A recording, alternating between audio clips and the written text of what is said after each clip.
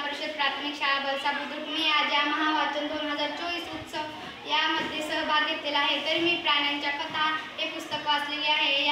या पुस्तकाच्या लेखिका निशा डंगे आहेत। या पुस्तकाची किंमत फक्त 35 रुपये आहे। त्यातील मी एक कथा वाचली ती म्हणजे सशाचे शिंग। सशाचे शिंग ब्रह्मदेवाने सर्व सृष्टी निर्माण तयार केली।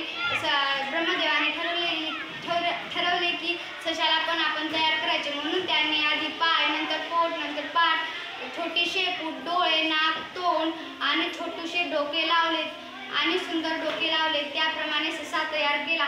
त्यांनी ठरवले की सशाला शिंगे लावायचे, पण त्यांच्या लक्षात आले की आपल्याकडे शिंगे नाहीत, आपण आधीच एका प्राण्याला शिंगे लावले, म्हणून त्यांनी आधी सशाला प्राण दिला, नंतर शिंगे लावण्याचे ठरवले। प्राण देताच त्यांनी ब्रह्मदेवाने सशाच्या पाठीवरून हात फिरवतात ससा घाबरून पळून गेला, म्हणून त्यांनी परत प्रयत्न केला की सशाच्या पाठून हात फिरवण्याचा, परंतु परत ससा पळून गेला।